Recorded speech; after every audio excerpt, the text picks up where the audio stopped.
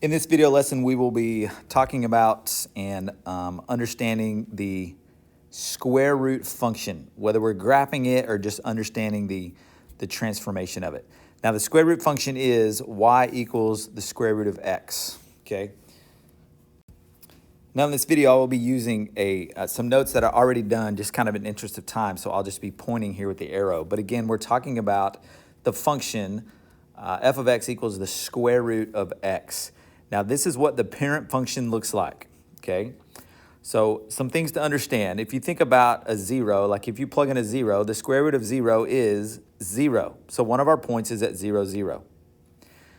Also, if you plug in a 1, well, the square root of 1 is 1. So we have a point at 1, 1. Or we could say the next point is over 1, up 1. Also, if you plug in a 4, you could plug in a 2, but we don't really know exactly what the square root of 2 is, and we can't really plug in a 3 because we don't know what the square root of 3 is. But we could plug in a 4, and the square root of 4 is 2.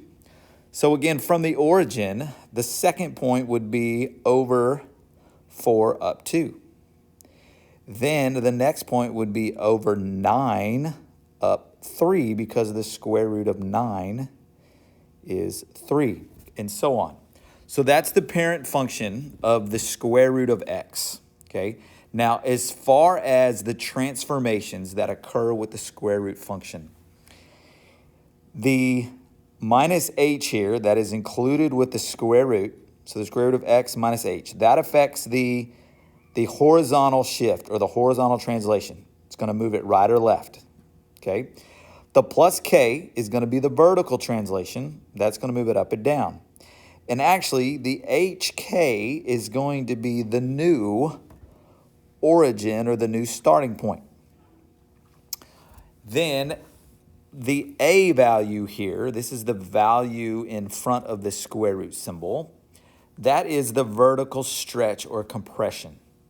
That's either going to make the graph stretch vertically or compress vertically. All right, now let's take a look at some examples. Actually, before we move on, let's consider the domain and the range as well. So the domain is from 0 to infinity. What that means is in the parent function, f of x equals the square root of x, we can't plug in anything less than 0, such as -1, because you can't find the square root of a -1. So our domain is from 0 to infinity. Now, the range is also going to be from 0 to infinity because the square root of a number is going to be the positive, okay, or the principal root. So it's moving in this direction. So it's also 0 to infinity with the parent function. Of course, the x and y intercept is actually the origin at 0, 0. And then we've already talked about 3 key points. So now, again, let's move on to some examples. Okay, so here in example 1, all right, we're going to go ahead and graph the square root function, and then we're going to state the transformation from the parent function, give its domain and range, and the new starting point. So this function, f of x equals the square root of x minus 4. The parent function is the square root of x, but we have this minus 4. This minus 4 is actually going to shift the function to the right, or it's going to be a horizontal translation to the right 4 units. It's always the opposite of what you would see. The reason for that is because if we plug in a positive 4, 4 minus 4 makes it 0, and we can find the square root of 0, which is 0. So that's our new origin or starting point. It just shifted to the right 4 units, okay?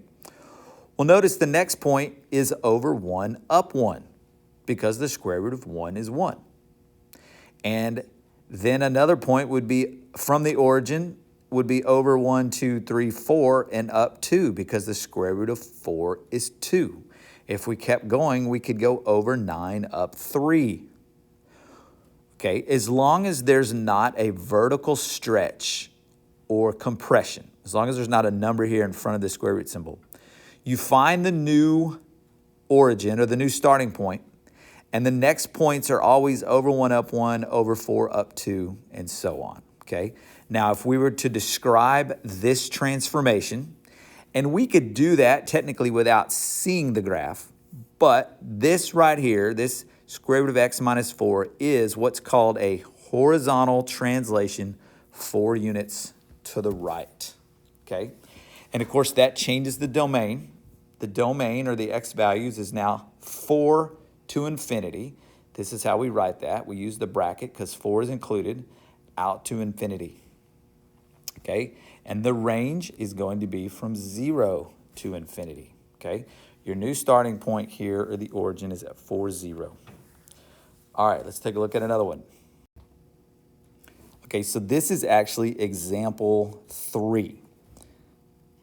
So I skipped 2. I'm not going to do all of them, but I'm going to show you a few of them. So example 3, the function is, the f of x is 2 square root x, or 2 times the square root of x. So again, our parent function is the square root function. Now, there's no horizontal translation or vertical translation, okay? What we do have on this one is this vertical stretch by a factor of 2. So our origin of 0, 0 will actually remain the same. And then I told you, with your parent function, you always go over 1, up 1. But you'll notice this one goes up 2. And instead of going over 1, 2, 3, 4 and up 2, because the square root of 4 is 2, we go over 4, up 4. Well, why do we do that? Well, that's because our y value is being multiplied by a factor of 2. So again, instead of over 1, up 1, the up 1 gets multiplied times 2, so it's actually up 2. And over 4, up 4. And then we could plug in 9, because the square root of 9 is 3, but then we would have to do, the square root of 9 is 3, but then 3 times 2 is 6, so we go over 9, up 6 to the next point. And that's how you can locate the next points, okay? Now, you could simply just make a table as well, and of course graph it on your calculator, but I want you to understand how the transformations work. Now, this one is simply called a vertical stretch by a factor of 2. There was no translation horizontally or vertically. The domain is still 0 to infinity, and the range is 0 to infinity, okay? All right, let's take a look now at example 5. So here you have f of x equals negative square root of x plus 1 plus 6. So we have a lot going on in this one. We have a horizontal translation to the left, 1 unit, and we have a vertical translation of 6 units up, okay? So let's just start with that. So we go to the left 1 and we go up 6.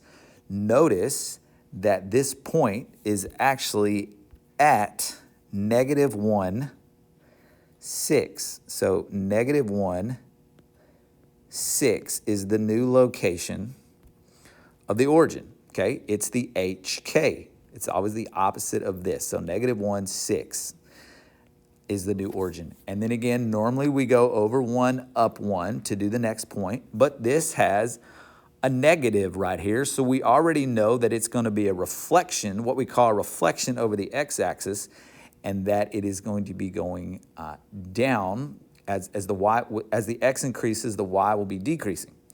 So instead of going over 1, up 1, what we're doing is we have a factor, I guess you could say, of negative 1. So instead of going over 1, up 1, we go over 1, down 1. Instead of going over 4, up 2, we go over 4, down 2. We're doing the negative square root. So the negative square root of 4 is negative 2, and so on. So that's how you find those points. Now, if you were to describe this, again, it's a reflection across the x-axis. It's a translation 1 unit to the left. That's the plus 1 here. And then it's also a translation 6 units up here, okay? And the new starting point was at negative 1, 6. Okay, so that's a look at the square root function and what the transformations look like. So how to graph and understanding the transformations. Now let's take a look at part of your assignment. So in class, we will be completing this this page here, okay, this is front and back. All right, so you're going to be graphing this function, understanding how it transformed from the parent function. You are going to be writing the equation that created that transformation. All right, and then on the back side, you're going to be writing the domain and the range of each of these functions. Okay, and you can go ahead and graph them to see them. Okay, now as far as the Delta Math assignment, there is a Delta Math assignment, and the first one says with teacher. I want to show you what that one looks like.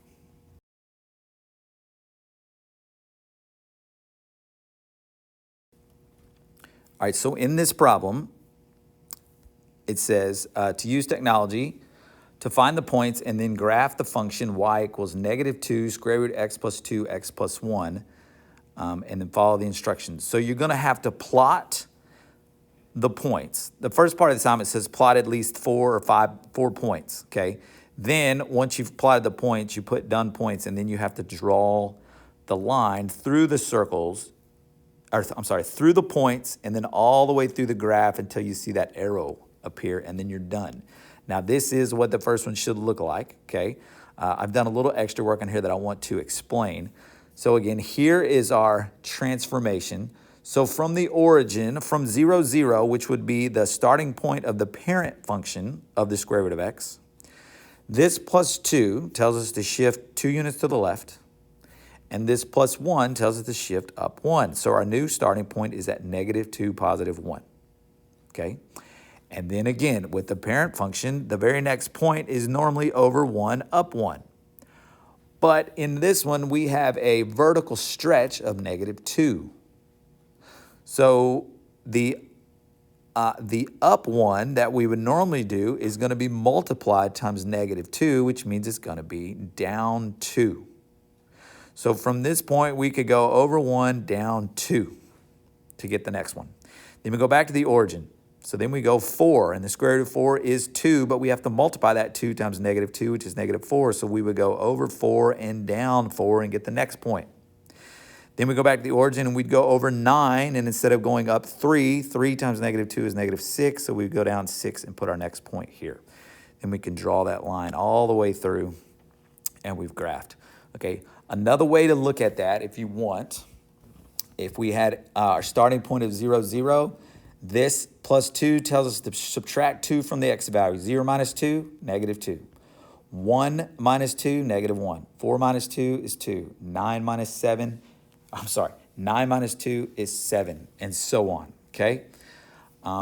Or with the y value, the first thing we're going to do is multiply times -2 and then add 1.